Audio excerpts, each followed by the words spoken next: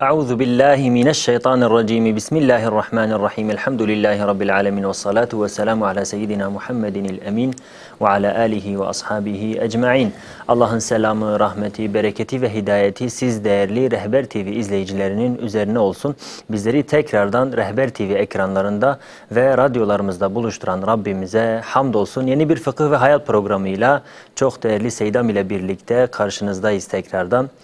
Sorularınız için programımızın ilk bölümü bildiğiniz üzere sorularınız canlı yayında bize soracağınız, ileteceğiniz sorularla oluyor.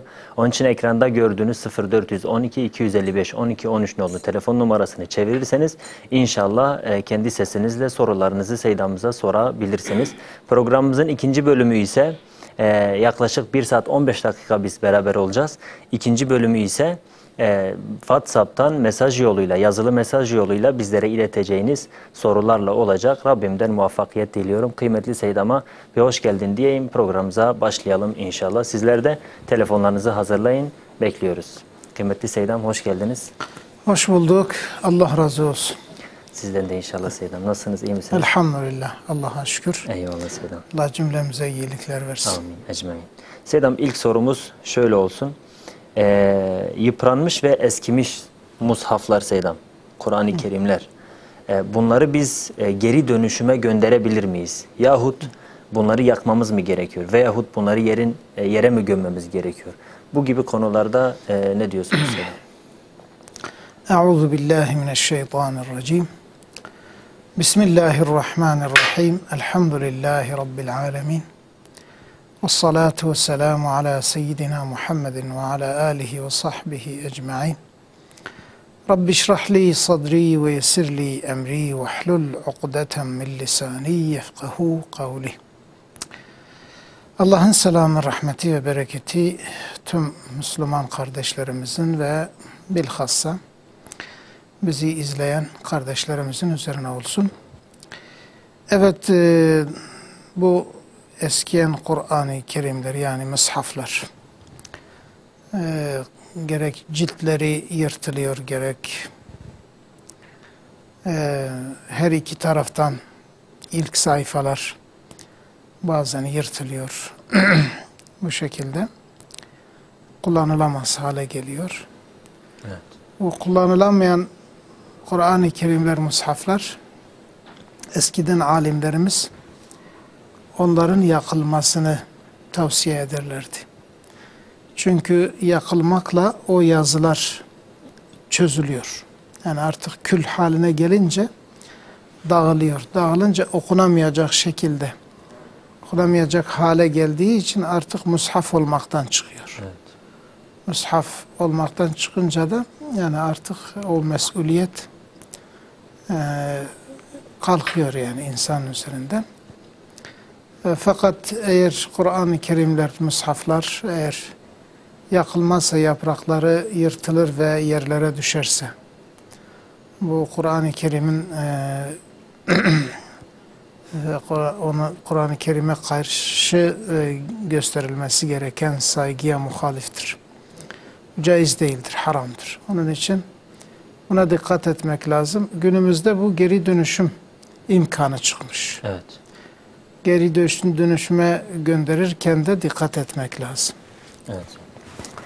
Hani bazen geri dönüşümdür diye biz bakıyoruz, başka kitaplar gönderilince öyle etrafa dağılıyor, yerlere bırakılıyor.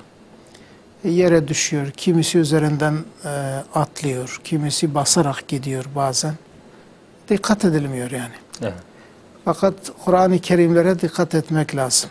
Bu bazen Diyanet de bu işi yapıyor. Müftülüklerimiz de bazen bunu haber veriyorlar. İşte evet, camisinde fazla Kur'an-ı Kerimler yani yırtılmış, kullanılmayan Kur'an-ı Kerimler varsa bunları geri dönüşüme gönderiyoruz.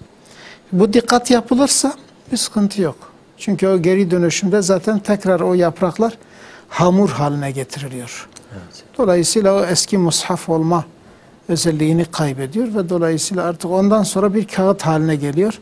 O kağıt nerede kullanırsa da bir şey olmaz yani, sıkıntısı. Çünkü yazı okunmadıktan sonra artık o nerede kullanılırsa kullanılabilir. Peki, evet. Allah razı olsun. Bir diğer sorumuz Seydam, yani yine çokça soruluyor ara ara. Niye ölülerin başının altına taş konuluyor? Şu an ekranların başında bizleri izleyen bir izleyicimiz şu an izliyor bizleri galiba.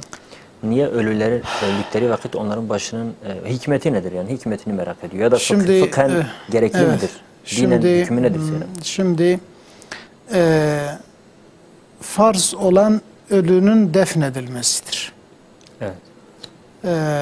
Yani ölünün mesela canavarlarca kendisine zarar verilmeyecek şekilde defnedilmesidir. Asıl vacip olan bu. Yani nasıl onu defnedeceksin, hangi tarafa defnedeceksin, nasıl yapacaksın? Bütün bunlar mesela hani sünnete giriyor, teferruattır. Teferruat derken yani sünnettir, yani farz olan kısım defnedilmesidir. Fakat diğerleri hepsi sünnettir. Sünnet dediğimizde yani Peygamber Efendimiz zamanında uygulanmış şeylerdir. Yani bu ölü defnedilirken onun başının altında bir taşın bırakılması da fıkıh kitaplarımızın anlattığıdır ve onlar da bunun sünnet olduğunu, yani Peygamber Efendimiz zamanında bunun yapıldığını biz de o şeye mutabaat ediyoruz. Evet. Bazı şeyler vardır ki mesela, daha doğrusu her şeyin hikmetini sormak da iyi değil. Yani bir kadın gelmiş Hazreti Ayşe validemizin yanına, mesela Hazreti Ayşe validemiz bunu sorunca, yani onu söyleyince demiş acaba bunun sebebi nedir? Kızmış ona.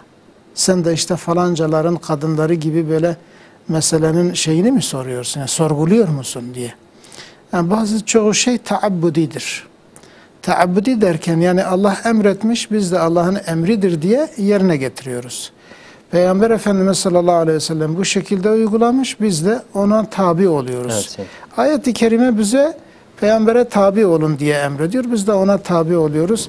İlle de mesela her şeyin hikmetini bilmek gerekli değildir, biz ondan da sorumlu değiliz. Ha şu var, mesela bazı şeyler biz eğer haberimiz varsa Kur'an-ı Kerim'de yoktur, sünnet-i seniyede de yoktur, bunun açık bir bid'at olduğunu bilirsek o zaman muhalefet ederiz. Bunun doğru olmadığını söyleriz. Evet. Allah razı olsun Seydam. Galiba ilk telefonumuz hazır, müsaadenizle. Buyurun. Van'a bağlanalım. Buyurun, hoş geldiniz yayınımıza Van. Hoş bulduk, selamünaleyküm. Aleykümselam ve rahmetullah. Hocaya 2 tane soru soracaktım da. Sizi dinliyoruz, buyurun. Şimdi birinci sorum, hani ibadetlerden bu namaz olur, oruç olur. Bir farzı terk ettiğimizde günah yazılıyor bize. Tamam. Yani öyle bir sünnet de var mı? Sünnet terk ettiğimizde günah yazılacak diye bir sünnet var mı acaba? Var mıydı başka sorunuz? Bir tane daha var. Alalım. Bir de yani benim oturduğum yerde hemen hemen aynı mesafede 2 tane cami var. Evet. Cuma günleri bir camide caminin birinde öğle namazı cemaatle kılınıyor. Evet. Diğerinde cemaatle kılınmıyor. Tamam. Ben de o cumadan sonra cemaatle namaz kılınan camiye gidiyorum. Tamam.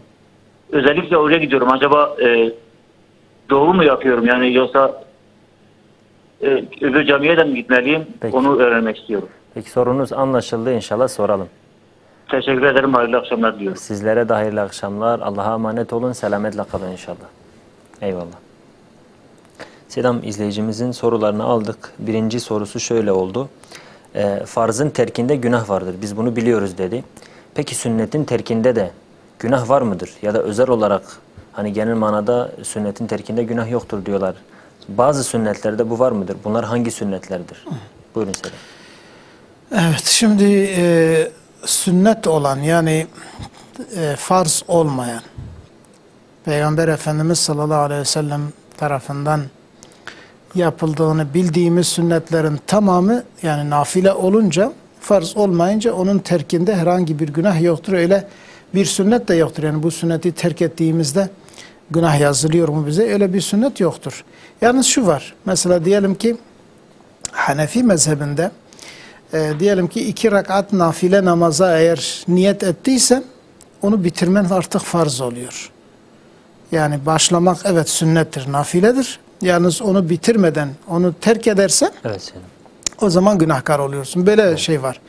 Bir de mesela evet bir nafile namazdır ama abdestsiz bilerek abdestsiz olarak kılarsan yine günahkar olursun. Çünkü o ibadet evet aslı nafiledir ama kılınışının şartları vardır. O şartların yerine getirilmesi vaciptir. Evet Seyyidem. Böyle bir durum var. Yoksa ama diyelim ki hiç nafile kılmasan da günahkar olmaz. Peki Seyyidem. Peki. Diğer sorusu şöyle oldu dedi. Benim bulunduğum mevki iki cami arasıdır Seyyidem. Evet. Bir camide öğle, cuma ile birlikte öğle kılınıyor. Diğer camide ise sadece cuma kılınıyor. Ben ise genellikle tercihimi öğle kılınan camide gitmek konusunda kullanıyorum. Acaba doğru mu yapıyorum? Hangisini yapmalıyım? Evet yani doğrudur. Diğerine de gidebilir. Oraya da gidebilir. Hatta şunu diyebiliriz. Hangisi daha yakın ise oraya gitmesi daha iyidir. Farz namazının iade edilmesi ise mesela hani zaman zaman söylüyoruz. Yani onu bazı alimlerimiz demiş ki iade edilmesi gerekir. Eğer birden fazla yerde namaz kılınıyorsa bazı alimlerimiz de diyor gerek yoktur. Resulullah Aleyhisselatü Vesselam zamanında sadece bir yerden bir sefer namaz kılınmış. O da cuma namazıdır. Dolayısıyla öğlenin tekrarının, iadenin gereği yoktur diye söylüyorlar. Onun için bu kardeşimiz hangi camiye yakın ise oraya gitsin daha iyidir. Ama diyelim ki dese ki ben buna rağmen mesela bu tarafa tercihimi koyuyorum. Yine de yani yanlış bir şey değildir yani. Yine de doğru yapıyor. Bunu yapabilir yani. Peki Seyyidem. Allah razı olsun. Diğer sorumuz Seyyidem. Bir inek Seyyidem yeni doğum yapmış. Daha örneğin 2 günlüktür ve 3 günlüktür. Buzağısı var. Biz o ineği Seyyidem kurban olarak kesebilir miyiz? Ya da o ineği satabilir miyiz? Yavrusundan ayıraraktan yani. Bu caiz olur mu? Özellikle de kurban edebilir miyiz? Evet Seyyidem. Şimdi şu var mesela diyelim ki eğer nezredilmişse o inek nezredilmiş, adak yapılmış ise Tamam. ve kurban bayramına denk gelmiş ve mesela buzağı diyelim ki yeni doğum yapmış. Eğer o buzağısının mesela bunu kestiğimiz zaman onun ölüm tehlikesi var ise mesela diyelim ki ölecek. Eğer onun şeyi kesilecekse mecburen onu da kesmek lazım veyahut da yani ya da ölecek yani. Eğer böyle bir durum varsa yani onun şeyinde, onun denginde bir tanesinin yapılması, kurban yapılması gerekir. Yok eğer mesela böyle bir tehlike yoksa onu kesmek vaciptir. Yani çünkü onu nezretmiş. Ama nezredilmemişse tabii ki o kurban yapılmaz yani artık. Çünkü o buzağının biraz gelişmesi gerekir. Yani sütten kesilmesi gerekir. Kesilmesi gerekir. Peki satılma konusunda peki Seyyidem? Şimdi nezredilmemiş. Aynı şey. Nezredilmemişse zaten satılabilir. Evet. Buzağıyla birlikte mi yoksa buzağısız tabii ya mesela zaten onların ayrılmamasıdır. Evet Seyyidem. Evet. Peki Seyyidem. Allah razı olsun. Evet. Bu arada değerli izleyicilerimiz şu an ekranda gördüğünüz 0412 255 1213 nolu telefon numarasını çevirirseniz inşallah sorularınız için Seyyidem'imize başvurabilirsiniz. Diyelim. Devam edelim Seyyidem. Diğer sorumuz şöyle Seyyidem. Umre yapmanın dindeki yeri ve sevabı nedir? Malum şu an umre sezonu açıldı zaten.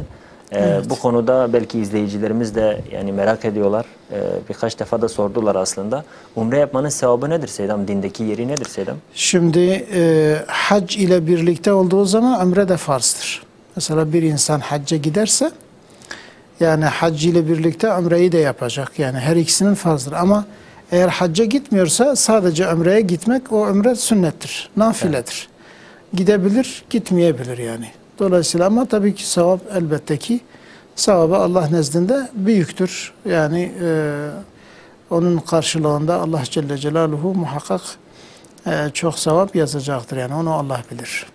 Evet. Peki Seyyidem. Bingöl'den bir izleyicimiz var. Alalım. Buyurun Bingöl. Hoş geldiniz yayınımıza. Selamünaleyküm. Kolay gelsin. Aleykümselam. Allah razı olsun. Sağ olun. Teşekkürler. Seyyidem'e bir sorum olacaktı. Tabii buyurun. Ben evliyim. 2 çocuk sahibiyim. Allah bağışlasın. Kiradayım. Allah razı olsun. Allah kabul etsin inşallah. Aynı zamanda borçluyum ve engelli raporum da var. Tamam. Raporda devlete istihdam hakkım da var tabii. Tamam. Şimdi devlet kurumlarının resmi olarak en az 3 engelli çalıştırma zorunluluğu vardır. Hani bu Evet. engelli raporuna sahip olan insanları çalıştırma zorunluluğu vardır. Evet. Şimdi bu devlet bankalarında da aynı şekilde alım vardır. Tamam. Yani direkt devlet bankalarının ismini söylemeyeyim. Tamam. Devlet bankasında benim çalışmamda herhangi bir beis var mıdır? Peki soralım inşallah. Var mıydı başka sorunuz? Yok, sağ olun. Anlaşıldı sorunuz. Sizler de sağ olun. Allah'a emanet olun. Allah'a emanetsiniz. Selametle Selamet. kalın inşallah. İstanbul'dan da bir izleyicimiz var. Hemen alalım. Bekletmeyelim izleyicimizi. Alo. Buyurun sesiniz geliyor. Hoş geldiniz. Selamünaleyküm. Aleykümselam ve rahmetullah. Hayırlı akşamlarınız olsun. Allah razı olsun. Teşekkürler. Hocam ben Şafii'yim. Evet. Şimdi İstanbul'dan arıyorum. Evet. Camilerde şimdi genellikle Hanefi mezhebine göre namaz kıldığı için tesbihat sonra yapılıyor. Tamam. Ben sünnetimi de aynı yerinde kılıyorum. Yani farzı kıldığım yerde de kılıyorum. Tamam. Yani doğru mu yapıyorum yoksa yer değiştirmemiz gerekiyor? Tamam. Soralım inşallah. Sorunuz Teşekkür anlaşıldı. ediyorum. Hayırlı akşamlar. Allah'a emanet olun. Selametle Sağ kalın olun. inşallah. Sağ olun. Eyvallah. Bir Mardin'den de varmış Seydam. Mardin, buyurun hoş geldiniz yayınımıza. Buyurun. Hoş geldiniz yayınımıza. Hoş bulduk. Hayırlı akşamlar. Allah razı olsun. Teşekkürler. Sizlere de hayırlı akşamlar efendim. Buyurun. Sağ olun. Ya, bu promosyon hakkında ben bilgi almak istedim. Promosyon mu dediniz? Evet. Peki, peki. Soralım inşallah. Allah'a emanet olun. Selametle kalın. Baş göz üstüne inşallah. Seydam izleyicimiz dedi ki engelli raporum var. Bundan dolayı devlet bizi istihdam edebiliyor. Yani öyle bir şansımız da var. Öyle bir hak tanıyorlar bize.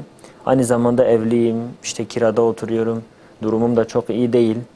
Devlet bizi devlet bankasında istihdam etmek istiyor. Kısacası sorusu şu. Ben devlet bankasında çalışabilir miyim diyor Seydam. Yani devletin eğer katılım bankası ise çalışabilir. Ama devletin faizli bankası ise çalışamaz. Çalışabilmesi için çok zaruri olması lazım. Zaruri şudur, yani başka hiçbir şekilde nafaka temin etme imkanı yok. Ve dolayısıyla çocukları da yani perişan olacaklar. Kendisi de perişan olacak. Kirasını ödeyemeyecek, çocuklarının nafakasını veremeyecek.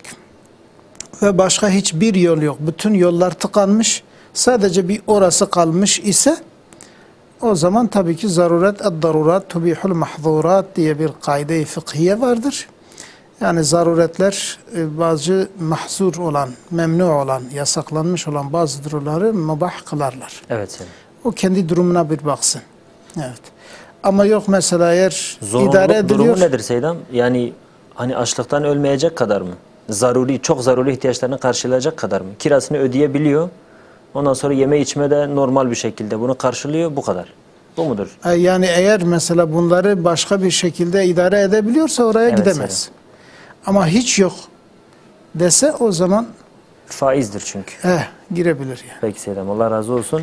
Diğer sorumuz Seydam izleyicimiz dedi ki ben İstanbul'da oturuyorum. Malum İstanbul'daki camiler Hanefi mezhebine göre namaz kılınıyor. Ben ise Şafiiyim yani. Evet. Fakat sünnetlerimi kıldığım zaman ben yer değiştirmiyorum. Aynı yerde kılıyorum. Hani Şafii mezhebinde sünnet kılacağın zaman yer değiştirmek sünnettir diye bir şey söyledi.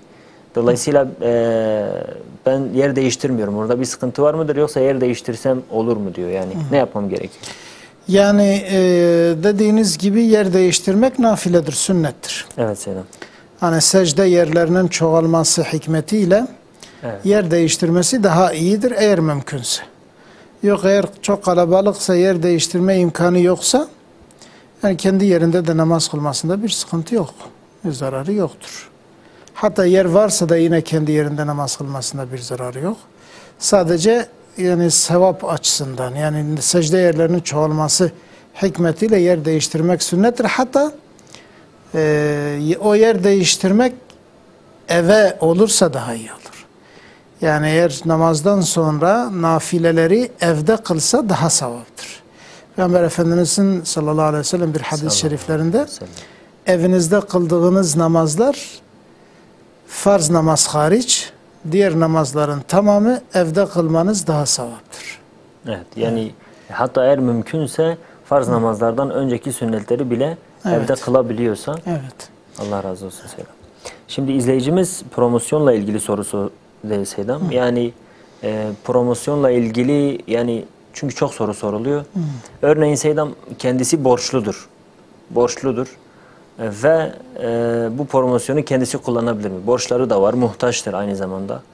Özellikle bu durumu. Şimdi promosyon dediğim bir başka şeylerde de söylediğimiz gibi, başka programlarda da söylediğimiz gibi normalde cami gibi hayır kurumlarının inşaatına verilmesi daha iyidir. Ama mesela çok muhtaç olanlar var, borçlu olanlar varsa bu sefer promosyonu alan kendisi de eğer diyelim ki çok muhtaç, zekata muhtaç birisidir. Evet maaş alıyor ama onun giderleri o kadar çoktur ki kendisi de zekata muhtaç hale gelmiş ise borçlarında şeylerinde kullanabilir. Çünkü nihayetinde kendisi de zekata muhtaç birisidir. Bu şekilde ama mümkün mertebe bunu kullanmamak çok en doğrusudur. Peki Seydam, Allah razı olsun. Şimdi Rize'ye bağlanalım. Bir izleyicimiz var telefon hattımızda Rize'den. Buyurun, hoş geldiniz yayınımıza. Selamünaleyküm. Aleykümselam ve rahmetullah. Hayırlı akşamlar. Allah razı olsun. Sizlere de hayırlı akşamlar olsun. Ya ben bir fikri sıkıntım var da. Buyurun. Şimdi sizi izliyordum da şöyle bir durumum var benim. Ben 50 sene tüccarlık yaptım, sanayicilik yaptım. Tamam. Sonunda bir iflasla karşılaştık. Ya benim İstanbul'da bir tane arsam vardı. Büyükçe'de bir arsam. Tamam. Bu arsayı müteahhite verdim. Müteahhit de şimdi beni dolandırdı. Hemen hemen kaçmış. İllegal yoldan da açmış bana. Mahkemeler kendi borcuna icra getirmiş. Yani bunun %50'sini almış. Kim size mahkeme açmış anlayamadım. Yani kendinin borcu vardı veya hileli yoldan başkasına borçlandı. O kendi hissesine düşen kısma haciz getirdi. Dolayısıyla satışa çıkardı. Tamam. Yakında satılacak. Şimdi ben bu oğlum da 5-6 ay evvel rahmetli oldu. Olmadan evvel rahmet eylesin inşallah. Amin cümle evlilerimize. Şimdi oğlumla böyle sohbet ederken orada biz böyle birkaç daire hayır kurumuna bir vakıf yapacaktık. Fakir talebelerin orada kalması için. Oğlumun da böyle bir talebi olmuştu benden. Şimdi dolayısıyla bu insan benim elimden bu imkanları illegal yoldan aldı. Benim üzerime o çok haveste bu işi de vesiyet etmiştim. Hatta ölen oğluma da etmiştim ki demiştim rahmetli olurum böyle üzerimize hak hukuk tahakkuk eder. Bunu bilemeyiz ama Allah rızası için de böyle bir sadaka, bir hayır kurumu yapacaksınız. Kimin eline bu fırsat düşerse. Tamam. Şimdi bu nasip olmayı gibi bir şey. Malımızı gasp etti. Anlaşıldı. Gasp etti. Hiç hakkı olmayan bir yere. Anlaşıldı. Bunu böyle yaptı. Şimdi ben böyle ben şimdi asit kuyusuna yaşar gibi bir duruma düştüm. Başka da açıklama yapmak istemiyorum. Peki. Yani düşüncelerim pek dizgine de vurulamaz hale geldi ama sabrediyorum ama Rabbim zannediyorum daha sabredemeyeceğim. Böyle de geliyor bana. Rabbim yardımcınız Şimdi acaba belki tamamen böyle cümle olarak da düşük oldu. Anlatamadım ama yani hocalan bir tartışsa bakalım. Belki yani belki ikna eder, bir yardımcı olabilir mi? Olamaz mı? Yani canı gönülden böyle kulağıma açıp sizi dinliyorum. Peki. Yani belki Allah böyle bir sebep halk eder mi? Etmez mi? Etmez mi demeyeyim. Biraz kaba Peki, inşallah. oluyor. Meramınız anlaşıldı. İnşallah Seydamıza soralım. Başım gözüm üstüne. Allah'a emanet olun. Selametle kalın inşallah. Bir telefonumuz daha var. Onu da alalım. Urfa'ya bağlanalım. Urfa. Selamünaleyküm. Aleykümselam ve rahmetullah. Cuma akşamınız mübarek olsun Seydam. Allah razı olsun. Teşekkürler. Sizin de. Seydam, bir sorum vardı. Bu kağıt yapıyorlar, büyü. Evet. Bunu nasıl bozabiliriz Seydam? Mesela bizim bir tanıdığım var. Diğer kalklarının yüzüne sürüyorlar. Domuz yağı sürüyorlar. Tamam. Yani bu şu an o dediğimiz 35 yaşlarında bir insandır. Böyle deli gibi dolaşıyor yani. Yani önceden öyle bir şeysi yoktu yani. Büyünün etkisiyle mi öyle? Yani normal bir hayatı vardı. 3 tane 4 tane çocuğu vardı. Peki. Ondan sonra avradı bıraktıktan sonra bu büyü yapmaya başladılar. Kayınbaba tarafı hem kağıt hem büyü yaptılar. Kapısına domuz yağı sürdüler. Yani biraz Kur'an okuma yok, böyle şeyleri yok yani. Peki. Dini bakımda hiç bilgisi yok yani. Bu büyü yapılan kişiyi kastediyorsunuz değil mi? Evet. Yani tamam. O büyü yapılan kişi kısacası sorunuz büyü, şey yoktur yani. Bu büyüyü nasıl bozabiliriz? Evet, bu büyü kağıt nasıl bozulur yani? Soralım inşallah. Başım gözüm üstüne. Allah'a emanet olun. Selametle kalın. Seydam izleyicimiz az önce meramını ifade etti Rize'den. Bir ticaret yapmış. Ticaretin neticesinde kandırılmış. Öncesinde ise bir hani eğer kandırılmasaydı, o mal mülkü kalsaydı, hatta oğluyla da vefat etmiş oğlu, Allah rahmet eylesin inşallah. Amin. Vefat eden oğluyla da konuşmuşlar. Yani vefat etmeden önce demişler ki biz birkaç evi hatta talebelere bağışlayalım. Öğrencilere, ilim talebelerine bağışlayalım. Böyle de bir niyetleri var, vasiyetleri var ama şu an onu yapamayacak durumdadırlar yani. Onların başına gelen bu musibetten dolayı. Hem bu hem de diyor ki belki hani Seydamız beni hem dua eder hem şu an belki bir şekilde izler, ne bileyim bir faydası olur diye ben öyle aradım diyor. Ne diyorsunuz Seydam? Yani bu bizi izleyenler zaten dinliyorlar, işitiyorlar. Evet Seydam. Yani elinden bir şey gelenler varsa, öyle bir kişi varsa, yardım edebilecek varsa, yardımcı olması elbette ki büyük bir sevaptır. Biz de Rabbimizden bu kardeşimizin bu mağduriyetinin giderilmesidir. Rabbimizden onu niyaz ediyoruz, talep ediyoruz. Allah Celle Celaluhu ona hayır kapıları açsın. Amin. Allah Celle Celaluhu her şeye kadirdir. Yani Hazreti Eyyub Aleyhisselam misali bütün mülkü gider tekrar gelir. Evet. Dünya malı böyledir yani gider ve gelir. Bu Allah için kolay bir şeydir. İnşallah zorluklardan sonra genişlikler var. İnne me'al usri yusren. Şüphesiz zorlukla birlikte genişlik de vardır, rahatlık da vardır. Biraz sabırlı olsun, şükretsin, umudunu kaybetmesin. Bunu yapıyoruz. Vasiyet konusunda Allah zaten görüyor. Yani o vasiyetini yerine getirebilecek durumda değilse mesul değildir. Evet. Evet. Yani mesuliyet şeye bağlıdır, imkana bağlıdır. Evet. İmkan olursa ve sorumlu vasiyetini yerine getirmezse veya getirmezlerse mesuliyet var. Okay. Yok eğer mesela imkan yoksa Allah Celle Celaluhu zaten la yukellifullahu nefsen illa usaha.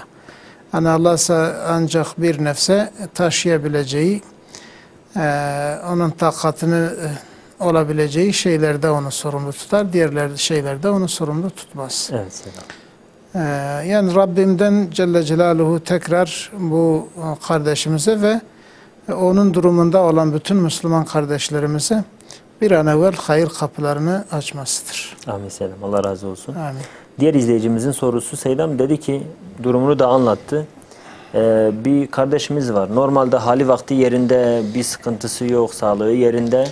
Fakat birileri tarafından, o kayınpederi dedi, büyü yapılmış bu insana.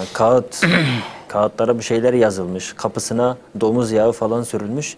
Şu an bu kardeşimiz yani böyle büyünün etkisiyle sokaklarda. Yani öyle evet. Sağlığı pek yerinde değil bir nevi. Evet. Diyor ki biz bu büyüyü nasıl bozabiliriz Seydam? Büyü nasıl bozulur?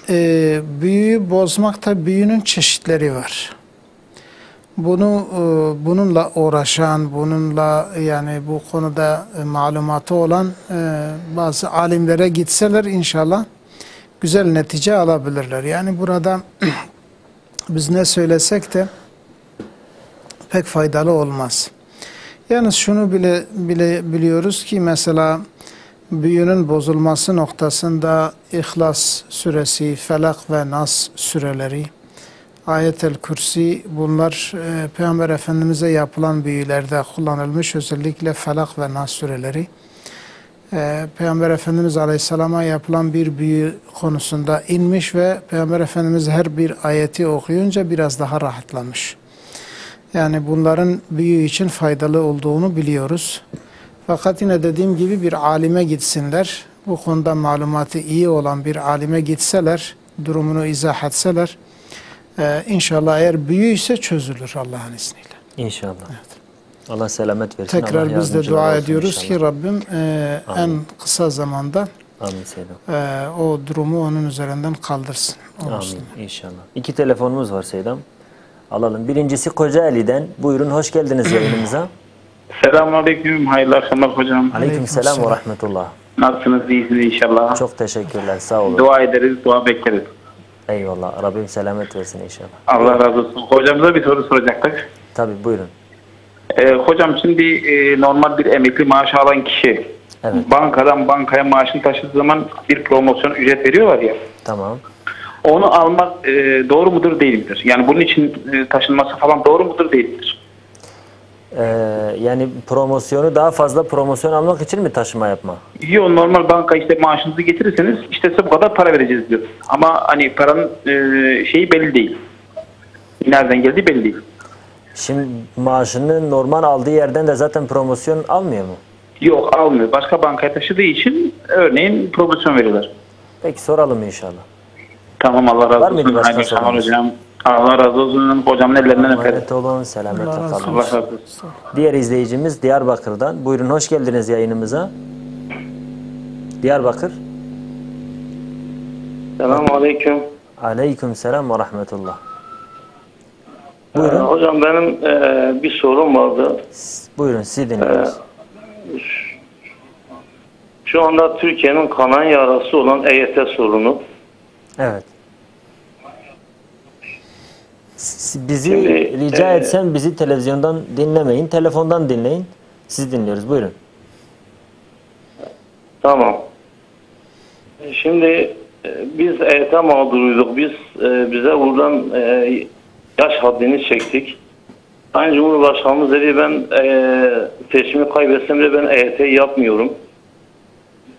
Biz süremizi çektik. Şimdi diyor ki ben EYT yapacağım.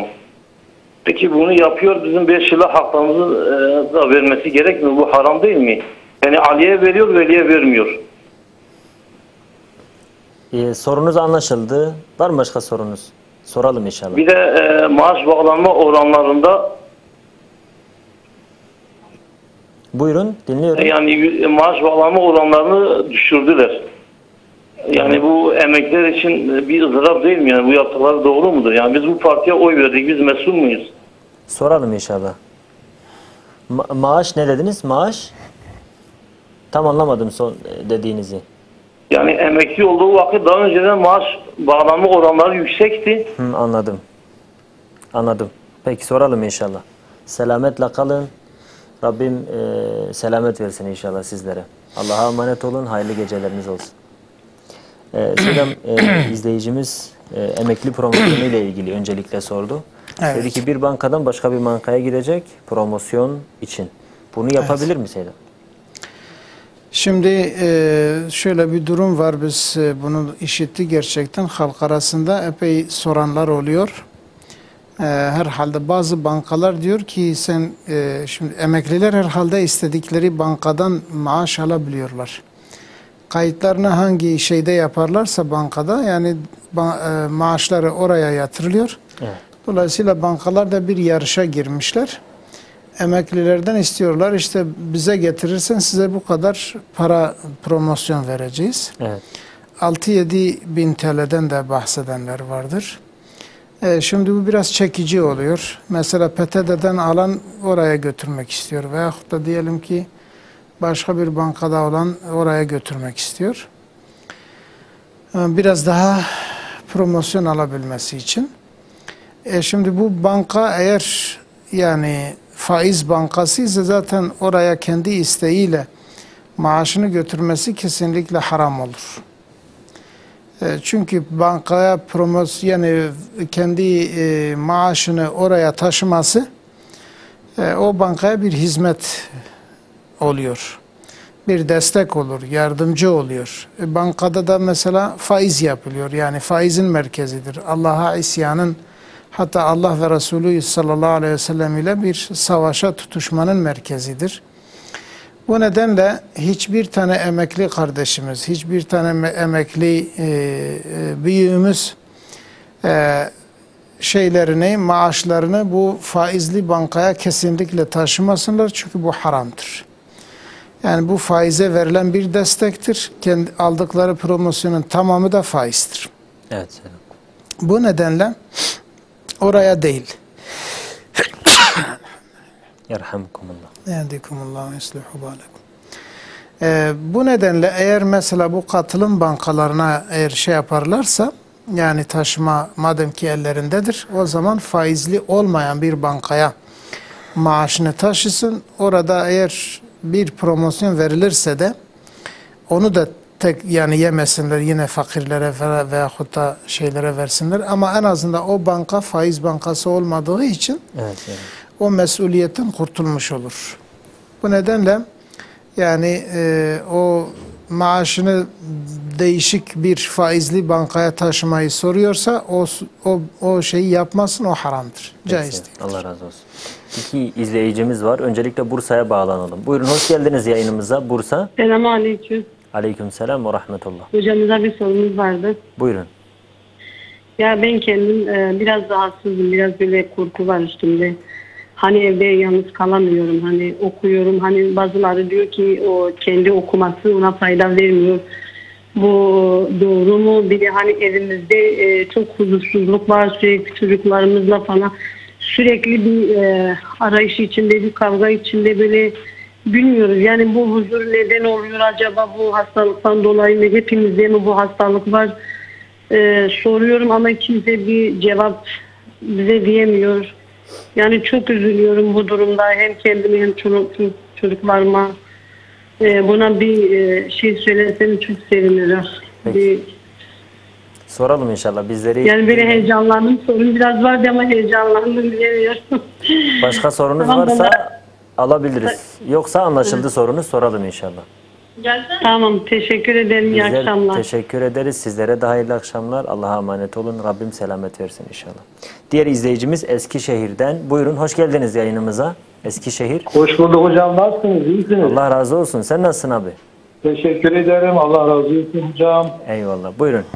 Hocam ben 100 TL para biriktirdim de ev için. Tamam. Ev almadım. Öyle bir sene arada geçti. Zekat düşer mi düşmez mi? Ev almak için para biriktirdin. Daha sonrasını anlamadım. Evet. Sonrasını anlamadım. Televizyondan dinlemeyin. Telefondan dinleyin. Biliyorum, telefondan zaten. Hocam dedim ki dedim bir sene evvel. Tamam. Para biriktirdim. Ev alacağım. 100.000 TL, 120.000 TL. Tamam. Şimdi demek istedim ev alamadım. O para kaldı. Bir sene arada geçti. Acaba zekat düşer mi düşmez mi? Tamam, soralım inşallah. Peki. Teşekkür ederim. Sağ olun. Bizler teşekkür ederiz. Allah'a emanet olun. Selametle inşallah. Selam, izleyicimiz şöyle sordu. Dedi ki ben EYT mağduruyum. Kendi mağduriyetini ifade etti. Emeklilik hakları ötelenmiş. Sürelerini çekmişler. Artık bir şekilde mağduriyetini anlattı. Bu durumda diyor, yani bize dediler ki biz yapmayacağız. Yani Cumhurbaşkanı, bizzat Cumhurbaşkanı tarafından denilmiş ki, kendisinin ifadesi tabii. Biz bunu çekmeyeceğiz. Fakat bu süreyi çekmişler. Dolayısıyla biz mağdur olduk. 5 sene bir mağduriyetimiz var bir nevi. Bunu bize vermeleri gerekmiyor mu? Hani vermemişler, bu kul hakkı değil midir bir nevi? Yani EYT tam olarak nedir ben anlamıyorum. Yani benim de bildiğim kadarıyla maaşları öteleniyor Seydam. Yani normalde emeklilik hakları belli bir süreye kadar öteleniyor. Yani öne çekilmiş. Normalde örneğin 5 yıl sonra emekli olacaklar. Ondan sonra öteleniyor. Eğer yanlış anlatmadıysam yani. Kısacası bir mağduriyet var. Orada bir mağduriyet olduğunu, verilen bir sözün tutulmadığını ifade ediyor. Bir de dedi ki maaş bağlama konusunda bu oranlar düştü. Yani kısacası biz bu partiye oy verdik ve bize bunu yaptılar. Bu mağduriyet konusunda bu konu hakkı mıdır, değil midir? Bir ikincisi bir de yani biz günahkar mıyız acaba bu böyle bir partiye oy verdiğimiz için diye sordu. Buyurun Sayın. Evet, şimdi yani bu devlet işi olanları biz anlamıyoruz hani. Yani nerede hangi imkanlar var? İmkanlar değişebilir. Olabilir mesela diyelim ki bir söz verilir. Biz şunu yapacağız fakat o imkanlar eğer elde edilmezse, yapılmazsa bu işte sözünü yerine getirmediği manasına gelmez. Biz onları bilmiyoruz tabii. Ama eğer böyle bilerek birisi kim sözünü mesela yapabileceği halde eğer yerine getirmiyorsa hadis-i şerif zaten açıktır yani. Yani böyle yani yalan konuşan kim olursa olsun veyahut da diyelim ki söz veriyor ama sözünü yerine getirmeyen kim olursa olsun bu Allah nezdinde mesuldür. Evet, bu açıktır zaten. Fakat mesela hani biz diyemiyoruz ki işte bu adam mesela söz verdiği sözünü yerine getirmedi. Meseleyi tam bilmiyoruz. Biz meseleyi bilmiyoruz yani. Meselenin arkasındaki durumları bilmiyoruz. Evet Selim. Onun için biz bu meseleden konuşmuyoruz. Fakat bir mağduriyet varsa o mağduriyeti eğer gerçekten bazıları haksız yere onu mağdur etmişlerse onlar mesuldür. Fakat mesela hani biz buraya oy verdik, oyumuzla biz şey mi olduk acaba, günahkar mı olduk? İnşallah değil, çünkü biz bu iyidir diye veriyoruz. Böyle açık birisi eğer hani onun küfrü, zulmü, İslam'a düşmanlığı açık olan birisine biz onun için desteklersek o zaman açık günahtır. Ama yok birisine bu memlekete daha hayırlı olur diye verirsek inşallah sonradan yaptığı günahlardan biz onlardan mesul değiliz yani. Evet. Peki Seydam. 2 telefonumuz daha var. Onları da alalım. Buyurun. İstanbul'dan bir izleyicimiz var. Buyurun. Hoş geldiniz yayınımıza. İstanbul. Alo.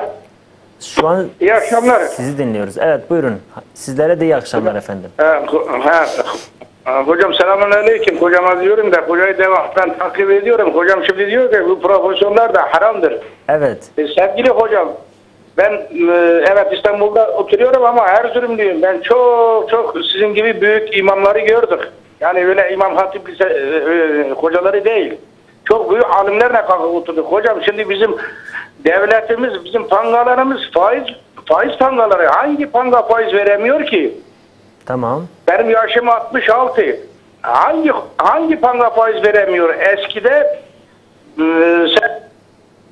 diyorlardı ki efendim benim babamın dükkanı vardı. Efendime söyleyeyim getirdiler, Baykur yaptılar. Hocalar dediler ki bu Baykur haramdır. Babam gitti.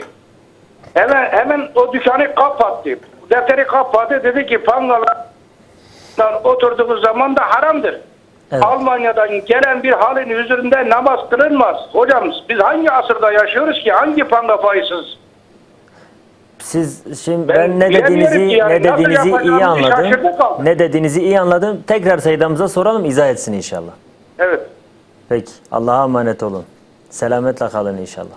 Diğer izleyicimiz Kocaeli'den. Buyurun hoş geldiniz yayınımıza. Hoş bulduk. Selamünaleyküm. İyi akşamlar. Allah razı olsun. Sizlere de iyi akşamlar efendim. Eyvallah. Buyurun. Benim sorum Devlet Bankası'na kar amaçlı değil de hırsızlıklardan korunmak amaçlı altın hesabı açılır mı? Tekrarlayabilir misiniz? İlk cümlelerinizi net anlayamadım. Devlet Bankası'na tamam. Kar amaçlı değil de hırsızlıktan korunmak emniyet amaçlı altın hesabı açılır mı? Hani altın oraya emanete bırakılabilir mi?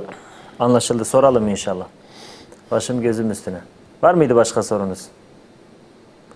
Allah'a emanet olun. Selametle kalın inşallah. Seydam, promosyonla ilgili çokça soru geliyor. Evet. Az önceki kardeşimiz de sordu. Öncelikle bir 5 dakika yani reklama gidene kadar soru da almayacağız. Bu mesele maksat net bir şekilde anlaşılsın.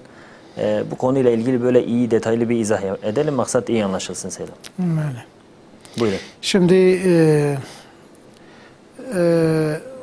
bu seyircimizin sorusu şuydu, yani ona soru şeklinden anladığım kadarıyla yani ülkemizde faizsiz banka yoktur.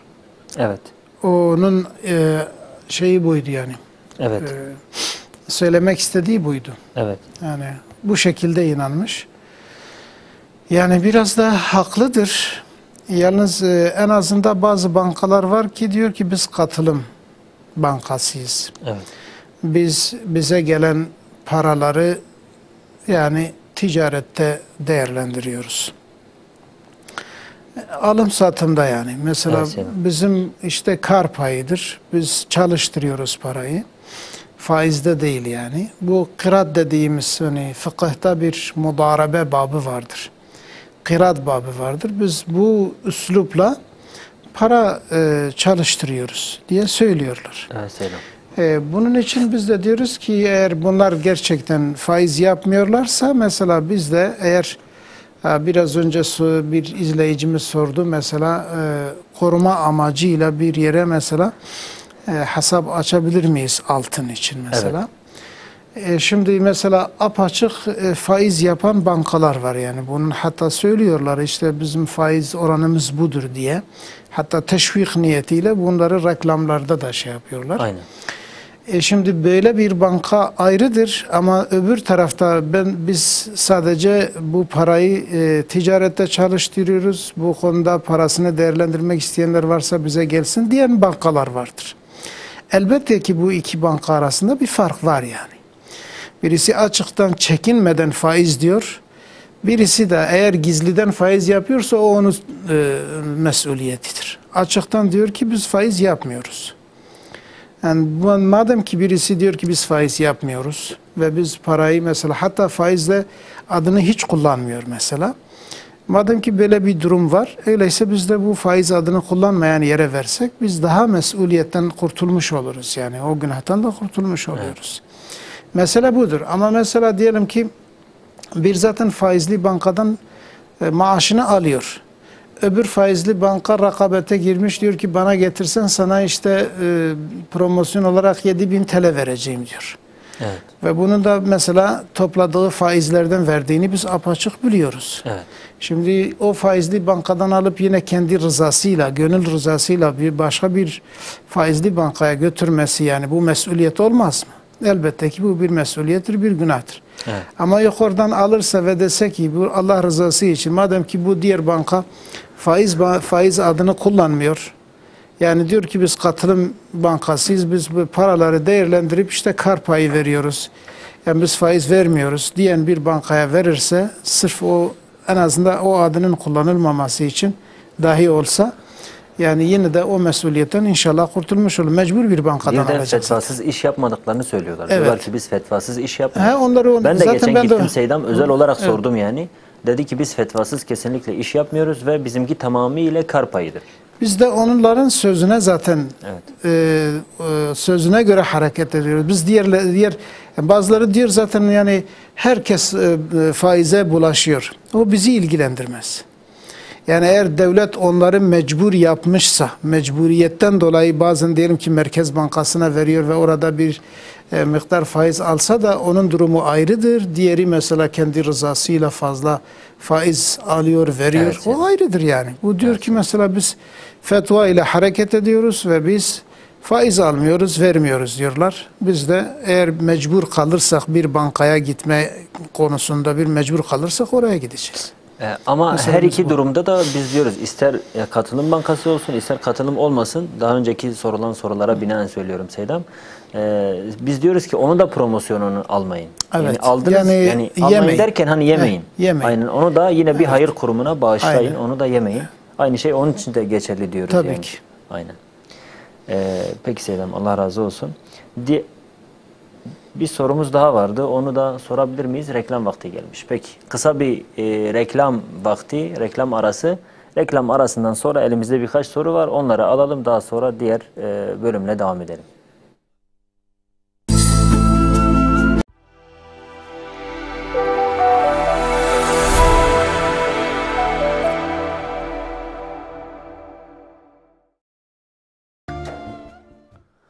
Evet değerli izleyiciler, programımızın ikinci bölümüyle tekrar huzurlarınızdayız. Hemen devam edelim. Sedam izleyicimiz şöyle bir soru sormuştu. Demişti ki ben evde yalnız kalamıyorum. Çok korkuyorum. Bir de dedi bizim evimizde huzursuzluk var dedi Sedam. Yani biz bu durumu da sormuşuz fakat bir türlü buna bir hal çare bulamadık. Acaba bu konuda Seydamız bize ne öneriyor? Yani hem bu huzursuzluğun kalkması hem de yani benim bu korkularımın giderilmesi adına. Rabbimden bu durumun gidermesini dua ediyoruz. Evet.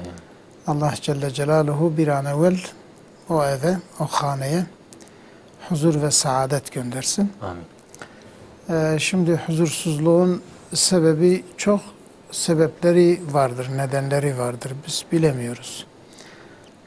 Bazen yani bir kişinin günah işlemesiyle olur. Bazen Allah Celle Celaluhu'nun imtihanı olabilir. Bazen belki bazı insanlar özellikle nifak sokmak istiyor. Yani değişik sebepler var. Birçok nedeni olabilir. Nedeni olabilir. Bizim elimizden sadece dua gelir. Eğer mesela biz bu evi tam olarak tanısaydık, o evin mesela o evde kalan fertleri bir bilseydik, belki biraz daha net bir şeyler söyleyebilirdik. Fakat genel olarak biz şunu tavsiye ederiz. İbadetlerine ehemmiyet versinler.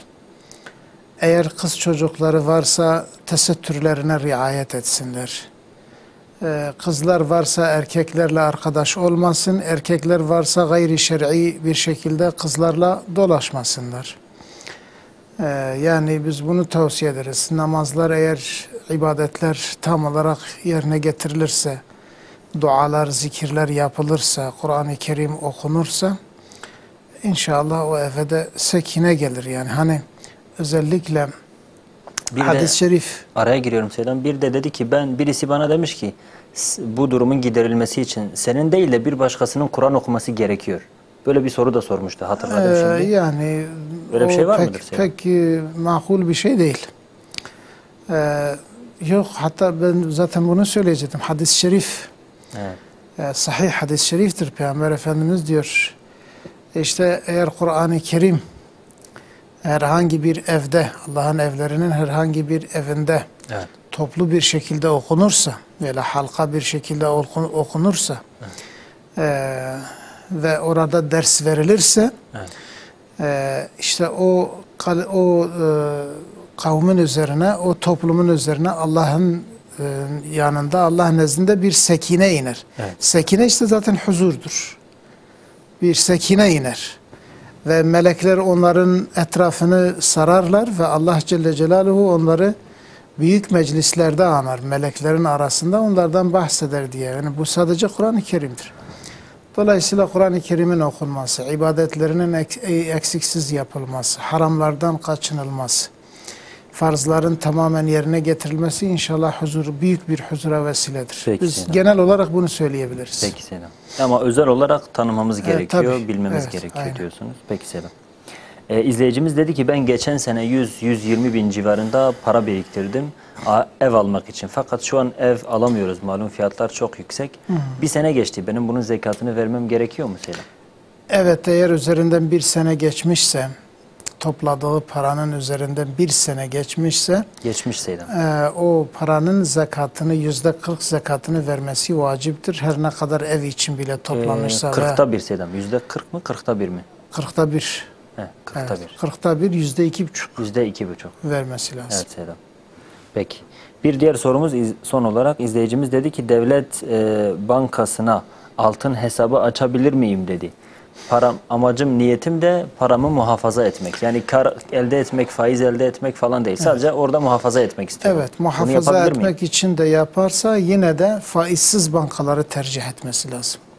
Devlete ait olsun olmasın. Faizsiz banka ise orada bir altın hesabı açabilir. Muhafaza için onu oraya teslim edebilir. Faizsiz bankalara, katılım bankalara. Evet. Ama devlet bankaları faizli olduğu için yapamaz yani. Evet. Yani devlet bankalarının içinde de katılım var. Mesela ziraat katılım var. Evet Seydam. Oraya da mesela bırakabilir yani. Peki Seydam. Allah razı olsun. Hemen programımızın ikinci bölümüne geçelim. Sorularımız hazırsa alalım. İlk sorumuz geldi. Kızım geceleri bir şeyler gördüğünü söylüyor. Ne yapmalıyım? Diyor Seydam. Yani bu konuda bazı dualar var. Mesela Eûzu bi kelimatillahi tammeti min şerri ma halak. Bismillahirrahmanirrahim. La yadurru ma'asmihi şey'in fil ardı ve la fis semai. Sabah ve akşam duaları. Sabah ve akşam duaları okunabilir. Felak, Nas, İhlas, Ayet-el Kürsi süre yani ayet ve süreleri okuyabilir. İnşallah faydası olur. İnşallah Seydam. Diğer sorumuz gelsin hemen. Banka promosyonunu alıp medrese okuyan bir talebeye versek olur mu demiş izleyicimiz. Eğer o talebenin kimsesi yoksa, ona bakacak hiç kimse yoksa, çok fakir ise verebilir. Evet Seydam. Peki. Diğer izleyicimiz. Kaynanam benimle konuşurken küfrediyor. Ben de o yüzden onunla konuşmuyorum. Bir vebali var mıdır demiş izleyicimiz. Yani eğer bu konuşmama o küfre engel olursa bir şey olmaz. Fakat mesela yok eğer o da tepki olsun diye bunu yapıyorsa uzun süre olmasın. Yani çünkü 3 günden fazla konuşmamak caiz değildir. Yani yine de selam kesmez. Bir selam, bir hal hatır sorabilirsin. Yani mutlaka bu tartışmalar oluyor ki aynen, o küfürleşmeler de oluyor. Peki. Diğer sorumuz gelsin o zaman. Demiş ki eşimin erkek yeğeninin yanına çıkmam caiz midir? Bayan soruyor. Caiz değildir. Çünkü eşinin erkek yeğeni eğer ergin ise, evet, eğer balık olmuş ise yabancıdır. Yabancının karşısına çıkması nasıl caiz değilse onun da karşısına çıkması caiz değildir. Peki Seydam. Gelsin diğer sorumuz hemen. Yeni doğan çocuğum gece çok ağladığı için 1,5 aydır eşimden ayrı yatmak zorunda kaldım demiş. Bir vebali var mıdır? Yani bu eğer ikisinin anlaşmasıyla olmuşsa ki mecburi bir durum ise zaten mecburiyetten dolayı bir zararı yok. Ama yok mesela bu yani eğer kocanın izni olmadan olmuşsa o zaman yani bu meseleyi beraber oturup çözmeleri lazım. Sadece kendi başına karar vermemesi lazım. Peki soruyu soran erkek ise Seydam eğer? Erkek ise sıkıntı yok. Ne demiş? 1,5 aydır demiş. Evet, 1,5 aydır eşimden ayrı. Eğer erkek ise mesela 1,5 aydır dediği zaman yani 40 günü geçmemesi lazım aslında. 40 günden fazla olursa 45 gün oluyor Seydam. 45 gün olur genelde. Dolayısıyla burada mesela 40 günden sonra yine bir beraberlik olması lazım yani. Yani eşine yardım edebilir. Ya yardım edebilir, aynen, beraber yatarlar falan yani o şekilde. Evet. Diğer sorumuz gelsin o zaman. Cuma namazını cami yakında olduğu için evimde imama uyarak kılıyorum ama öğleyi kılmıyorum. Bir sorun olur mu demiş bayan. Soruyu soran bayan. Cuma namazını cami yakında... Cami çok yakındır. Direkt evden camiyi görüyor herhalde. Direkt evde bayan da onlara tabi oluyor Cuma namazını. Şimdi bu olmaz. Öğleyi de kılmıyor. Evet. Yani tamam eğer o Cuma namazı eğer olursa öğleyi kılmasa da olur. Çünkü kadın kadın yani üzerinde... asıl sorusu o zaten. Hani Cuma'm oluyor mu bir nevi? Yani şimdi evden imama tabi olmak için şartlar var. Yani o şartlar mesela 150 metreden fazla mesafe olmaması lazım. Eğer 150 metre varsa ve fazla yani 150 metreden fazla ise yani bu artık yani tabi olamıyor. İmama tabi olsa dahi o geçersizdir. Mesela eğer diyelim ki 100 metre ise de bir şey olmaz. Tabi olabilir. Ama bir de diyelim ki kadın yani 2. 3. kattaysa olmaz. Bu mesela zemin katta olması lazım. Karşıda mesela kapının açık olması lazım. Yani bu durumlar eğer bu şartlar yerindeyse tabi olsun. Yok mesela diyelim ki pencereden görüyor. Evet. Ve sesi de işitiyor. Mesela hoparlörden ses işitiyor. Evet. Dolayısıyla imamın hareketlerini takip edebiliyorum diye bu şekilde tabi olması caiz olmaz. Yani o tabiyet geçersizdir. Bu nedenle cuma namazını kılsa da ayrıyeten öğle namazını da ferdi olarak kılsın. Peki. Tabi olmadan. Peki Selam. Evet.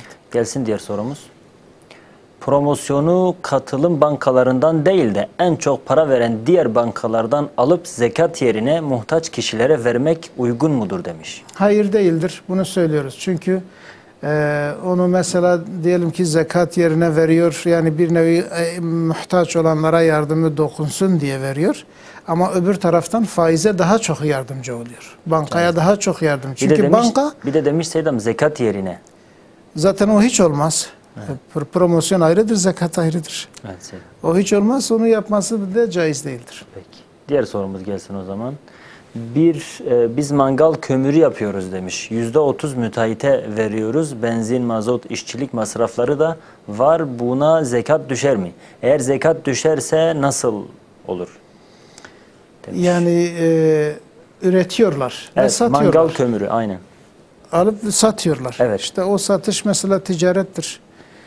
Dolayısıyla yani Şafii mezhebine göre hiçbir şey çıkaramaz. Yani eline geçen para yılı mesela o ticaretin yılı biterse onun yani 1/40 zekatını vermesi lazım. Evet. Fakat Hanefi mezhebine göre hani o borçlar, masraflar çıkarılır.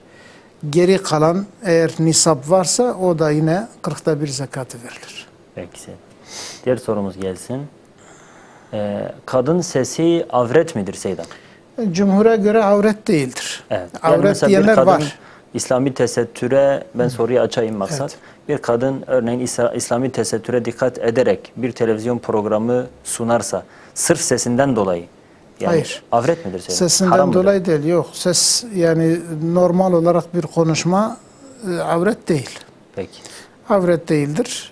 Yalnız mesela edeben o konuşmaması daha uygundur ki mesela hani biz kitaplarımızda görüyoruz bir kadın mesela yabancı erkekler varsa okuyuş seslerinin sesi erkeğe gitmemesi için sessiz okuması lazımdır. Evet. Dolayısıyla her halükarda ihtiyaç olmadığı müddetçe yani kadının sesinin erkeğe gitmemesi iyidir, evladır. Fakat bu avrettir demiyoruz yani. Evet. Peki Selam. Allah razı olsun. Diğer sorumuz gelsin hemen. Kadına örtü farzdır. Peki erkeklerin örtüsü nasıl olması gerekiyor? Yani erkeğe de örtü farz mıdır? Farz olursa nasıldır yani? Ölçüsü nedir? Şimdi bir edep var, bir de farziyet var. Mesela İkisini de farz olarak erkeğe farz olarak yani göbek ile diz arasıdır. Bu genel olarak onun avreti bu. Evet. Fakat mesela edeben yani normalde edep olarak el ve yüz hariç diğer yerlerinin örtülmesi en uygunu odur. Evet. Bazen tabii hani sıcak aylarda bazıları var kısa kol giyiyor. O da herhangi bir beis yok bir erkek için. Evet. Yalnız bakıyoruz son zamanlarda sıcaklık için diyorlar ama sıcaklıktan ziyade bir özenti veyahut bir alışkanlık başkalarına özenti yani yabancılara özenti şeyiyle bakıyoruz ki erkekler de artık kısa şort giyiyorlar. Aynen. Yani bu normal evet eğer dizin altı ise bu haram değil. Yalnız edebe riayet etmek daha uygundur. Çünkü dışarı çıktığı zaman bayanlar da var. Yani bir erkeğin evet mesela diyelim ki bu çok kısa kollu ne diyorlar? Askılı bir bir atlet ile ondan sonra şeyle çıkması desek işte benim için caizdir. Evet caizdir ama yani yabancı kadınların görmesi de uygun olmaz. Kendini göstermemen daha iyidir. Nasıl ki biz mesela kadınlar için diyoruz ki mesela örtülmesini söylüyorsa ki onlar için zaten farzdır. Aynen. Erkekler için de bazen eğer fitneden korkuyorsa onlar için de yani caiz olmaz. Aynen. Dolayısıyla edebe riayet etmek en güzelidir. Peki Seydam. Diğer sorumuz gelsin hemen. Devletten yardım almak için çalıştığı iş yerinden sigorta yapmayıp gelen yardımı kullanmak caiz midir demiş Seydam. Devletten yardım yani almak için? Yani bir iş yerinde çalışıyor. Eğer sigortası yatarsa devletten bazı yardımları alamayacak. O da Diyor ki benim sigortamı yatırmayın, maksat o yardımlardan istifade edeyim. Burada bir sıkıntı var mıdır? Yok, olabilir tabii. Bir sıkıntı yok. Çünkü sigortası zaten... Sigortasız çalışmak yani haram mıdır ki? Yok yani öyle o isteğe bağlı bir şeydir. Peki Selam. Diğer sorumuz gelsin o zaman. Promosyonu alıp borçlarımı ödeyebilir miyim demiş borçlu birisi Seydam. Yani eğer borçlarını o promosyon olmadan yavaş yavaş eğer ödeyebilirse promosyonu oraya yatıramaz. Çünkü fark etmez ha promosyonu borçlara verdi ha yiyeceklere verip tüketiyor o şekilde fark etmez. Yani. Ya ama borçların altında eğer ezilmişse? Yani muhtaçtır, zekata muhtaç olacak bir durumda eğer mağdur olmuşsa o zaman yani verebilir. Peki. Gelsin diğer sorumuz. Asgari ücrete zekat düşer mi demiş. Yani asgari ücrete bir çalışan var. Herhangi bir ücrete zekat düşmez. Evet. Maaşa zekat düşmüyor. Maaşa zekat düşmez. Ancak şu var yani eğer yıl sonunda biriktirdiği para varsa ona düşer. Peki Selam. Diğer sorumuzu alalım o zaman. Bazı içki satan marketler diğer marketlere nazaran uyguna ürün satabiliyor. Bu marketlerden ürün almak caiz olur mu demiş. Yani o marketleri bir Müslümanın boykot etmesi gerekir. Evet. Çünkü orada Allah'a isyan var. Eğer içki satıyorsa Rabbimize karşı bir savaşa giren ve isyana giren bir yere girmemiz caiz olmaz. Selam, internet siteleri de var. Mesela diyelim ki sen bir internet sitesinden bir alışveriş yapacaksın. Evet. Sen helal bir ürün almak istiyorsun. Aynı internet sitesinde haram ürünler de satılıyor yani. Evet. Yani o ürün orada mesela yine de oralardan almamak yine yani daha iyidir, daha evladır. Fakat o şeyleri girmekle mesela satın almakla caiz olmayan bir yere giriş yok en azından. Yani sırf o ürünü almak için ve uygun olduğu için alıyorsan orada diğer yere mesela yer olarak girdiğin bir market gibi değildir. Fakat yine de böyle haram şeyler satan bir internet sitesi olabilir veya normal bir market olabilir. Oralardan alışveriş yapmamak en uygunudur. Evet. Peki. Diğer sorumuz gelsin. Hacca veya umreye gidenlere mektup veriyorlar. Dua yazıp oraya bırakmalarını istiyorlar. Bu günah mıdır Selam? Yani günah değilse de bu uygun bir şey de değildir yani. Yani mektubu al oraya götür falan yani burada yani İslam'da öyle bir şey yok. Yani sünnette öyle bir şey yoktur. Birisi böyle yaparsa günah kazanır mı Selam? Hayır yani orada bir günah olmaz. Belki bir umut besliyor yani. O umuda binaen dese ki bunu götür inşallah belki Allah kabul eder diye. O niyeti güzel olması itibariyle belki Allah kabul eder yani. Peki sen. Diğer sorumuz gelsin. Kadının ev içinde yarım tesettürlü bir halde ezbere Yasin okuması caiz midir? Şafii mezhebine göre demiş. Yani burada herhangi bir mezhep şeyi yoktur zaten, farkı yoktur da. Yani başa açık bir şekilde kadın mesela Yasin okuyabilir mi örneğin ezbere? Kur'an-ı Kerim'i okuduğu zaman edebe riayet etmesi en güzelidir. Fakat hani haram mıdır? Başı açık olarak Kur'an okuması haram değildir. Peki senin. Evet. Allah razı olsun. Diğer sorumuz gelsin o zaman. Kredi kartında biriken puanları kullanmanın hükmü nedir Seydam? Yani kullanabilir. Kredi faize girmemişse, eğer faiz de almamışsa, sırf orada yani bazı puanlar vermişse onun sıkıntısı yok. Bir şey olmaz. Diğer sorumuz gelsin. Ben şeker hastasıyım demiş. Oruç tutmalı mıyım? Kazalarım da var. Kefaret mi vermem gerekiyor? Ne yapmalıyım? O onun takatına bağlıdır. Şeker hastası oruç tutamaz diye bir kaydı yok. Tabii ki şeker hasta onun şekeri ne kadardır, onun seviyesini bilmemiz lazım. Evet. Eğer bu hastalık yani oruç tuttuğu zaman ona zarar veriyorsa oruç tutmaz. Eğer zarar vermiyorsa orucunu tutsun. Kazaları da varsa o kazalarını da yine tutsun. Yok eğer mesela tutamıyorsa şeker ona zarar verecek durumda o zaman zaten ona farz değildir. O fidye verecek. Peki Selam. Kefaret verecek. Evet. Kefareti ne kadardır Selam? O da Şafii mezhebine göre her bir gün için bir müddür. Yani 600 grama yakın bir yani ücret olarak buğday. Para olarak verse yani en azından 15 TL versin. Ya da fıtır sadakası kadar mı? O Hanefi mezhebine göre fıtır sadakası gibidir. Eğer Hanefi mezhebine göre vermek isterse o zaman bir fıtır sadakası kadar versin. Peki. Vermelidir yani. Peki. Diğer sorumuzu alalım o zaman. Oturarak namaz kılmak için ne kadar hasta olmak gerek demiş. O yani bir hasta eğer ayakta tutamıyorsa kendini veyahut ayakta zor tutuyor yani zorluyorsa, zorlanıyor yani. Ölçüsünü çok merak rahatsız etmek yani o ölçü kendisidir. Ölçüsü kendisidir. Kendisidir. Aynen. Ayakta tutamıyorsa kendini yani oruç oturur. Peki Selam. Evet. Allah razı olsun. Diğer sorumuz gelsin. Katılım bankalarından taşıt kredisi almak caiz midir? Mesela araba almak istiyor. Gidip kredi alabilir mi Selam? Yani kredilerin her türlüsü caiz değildir. Yani bu kredi nasıldır bilmiyoruz. Katılım ama yok bankası mesela yani katılım bankasından eğer mesela şu şekilde alırsa diyelim ki hani ihtiyaç kredisi veriyorlar. Ben şu şekilde oluyor Seydam. Yani geçen birisi almıştı. Ben de sordum dedim nasıl yapıyorsun? Diyor ben arabayı buluyorum Seydam. Gidiyorum bir araba buluyorum. Almak istiyorum. Bir peşinatım da var. Ama arabanın hepsini yetecek kadar param yok yani. Evet. Ben de bankaya gidiyorum. Diyorum ki işte ben bir araba almak istiyorum. Fakat param yetmiyor. Onlar da diyor biz arabayı sana alalım. Biz alalım. Onlar geliyorlar. Eksper gönderiyorlar. Kendileri gelip alıyorlar. Ondan sonra diyorlar ki biz bu arabayı 100'e aldık mesela sana 120'ye satıyoruz. Aldın mı? O da diyor aldım. Tamam diyor o zaman geriye kalan parayı şu kadar taksitle bize ödeyeceksin. Onlar diyor biz aldık sana satıyoruz. Yani iki satış işlemi oluyor. Eğer öyle olursa caizdir. Caizdir. Evet. Peki Selam. Devam edelim o zaman diğer sorumuz. Bir bayan ev içi kıyafetleriyle kaç yaşındaki namahrem bir çocuğun karşısına çıkabilir demiş izleyicimiz. Yani çocuğun şeyine bağlıdır.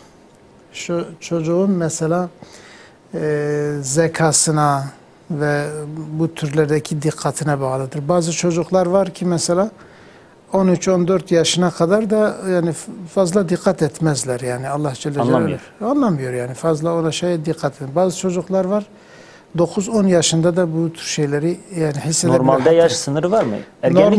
Normalde 7 yaşının üstünde olursa ve yapmak lazım. Çünkü 7 yaşından sonra özellikle Şafii mezhebi mesela bak 7 yaşına varmış bir çocuk mumeyyiz bir çocuktur. Evet. Mumeyyiz bir çocuktan abdest bozulur. Namaz da kıldırabilir. Evet namaz da kıldırabilir. Dolayısıyla 7 yaşının üstü ise ona karşı çıkmasın yani. Peki Selam. Muhafaza etmek lazım. Peki Selam. Alalım diğer sorumuzu. Aynı çatı altında iki eşin aylarca konuşmamasının hükmü nedir? Bunu yapan erkekse ne yapmalı demiş bayan. Yani kim bunu sürdürüyorsa o mesuldür. İkisi sürdürüyorsa ikisi mesuldür. Caiz değil erkek yani. Yapıyorsa erkek mesuldür tabii yani. Şimdi 3 günden fazla zaten haram oluyor. Bu nedenle mesela hangisi bunu bozmaya çalışırsa o sevap alır, kazanır yani. Birisi mesela bozmaya çalışıyor. Bozma derken yani o konuşmamayı. Evet Selam. Yani kendisi konuşuyor, konuşmak istiyor, teklifinde buluyor. Karşı taraf halen de sürdürüyorsa bu mesuliyet artık o sürdürene aittir. Yani evli oldukları müddetçe konuşmaları gerekiyor. İşlenen suç ne kadar büyük olsa dahi mi Selam? Tabii yani şimdi şu var yani hani mesela konuşmama ayrı bir konudur. Hani şu var mesela diyor ki eğer kadın nüşuz yaparsa yatağınızı ayırın. Evet Selam. Yani yatağınızı ayırın. Konuşmama mesela konuşmayın gibi bir ceza demiyor. yok. Evet. Yatağınızı ayırın. Eğer sürdürürse hafiften dövün diyor. Mesela yine de konuşmama yok. Yani konuşmama bir çözüm değil. Konuşmama daha kötü bir şeydir. Tam tersine konuşmak daha belki. Evet. Peki Selam. Diğer sorumuz gelsin hazırsa. Hanefi mezhemindekiler imamın arkasında sureleri içinden tekrar ederse bu mekruh mudur Seydam? Hani normalde okumuyorlar ya. Evet. Eğer okursa namazı bozulur mu ya da mekruh mudur?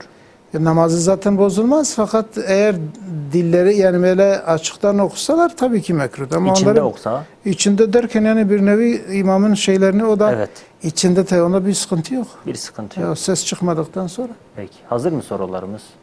İçki bardağıyla çay içmek caiz midir? Yani içki bardağının bardağı içki kullanılmış. Ondan sonra eğer hemen üzerine çay bırakılırsa necistir o. Evet. Ama yıkanmış ise içilir. Temizdir. Normalde piyasada içki bardağı diye meşhurdur mesela. Evet. Onunla çay içse mesela. Çay içse bir şey olmaz. Yalnız şu var. Hani mesela o benzeme belki biraz orada mekruhtur, bir sıkıntı olur. Mekruhtur en azından. Yani peki. O benzeme olmaz.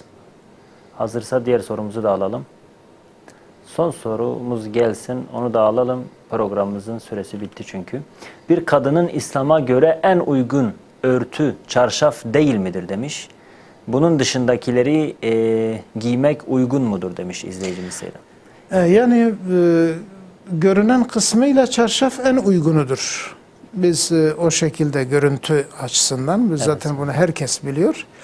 Kadınların kendisi de bunu biliyor. Onun için zaten nefsi olarak birçok kadın çarşaftan uzak kalıyor. Zaten bu da bir işarettir. Evet. Çünkü nefis her zaman iyi şeylerden nefret ediyor. Evet. Fakat mesela bunun dışındakilerin uygun olmaması diye bir şey söz konusu olmaz. Yani öyle olabilir ki bir bayan çok geniş bir manto giyer. Çok geniş ama. Yani vücut hatlarını göstermeyecek şekilde. Evet. Ve üzerinde de çok mesela geniş yine bir başörtüsü üzerine ve o şekilde de yani biz... Herkesin örf ve adeti farklıdır. Yeter ki avret mahalli belli olmasın. Önemli olan yani o tesettürün vücut hatlarının belli olmaması ve şeffaf olmamasıdır. Peki Selam. Çok ince olmamasıdır. Yani önemli olan odur. Allah razı olsun. Evet. Teşekkürler Seydam. Allah cümlemizden razı olsun. Çok istifade ettik. Allah razı olsun inşallah. Son olarak söylemek istediğiniz bir şey var mı Seydam? Allah Celle Celaluhu hepimizden yani bizden, bütün Müslüman kardeşlerimizden bütün belaları uzak tutsun. Amin. Özellikle ahir zamanın fitnesini ve özellikle bizi seyreden kardeşlerimize ve sizlere de afiyet ve sıhhat nasip eylesin. Amin. Ecmaîn Seydam. Allah razı olsun. Yayında ve çekimde emeği geçen tüm kardeşlerime teşekkür ediyorum. Sizleri emanetçilerin en güzeli olan Allah'a emanet ediyorum. Hoşça kalın. Haftaya tekrar buluşmak dileğiyle. Esselamu Aleyküm ve Rahmetullahi ve Berekatuhu.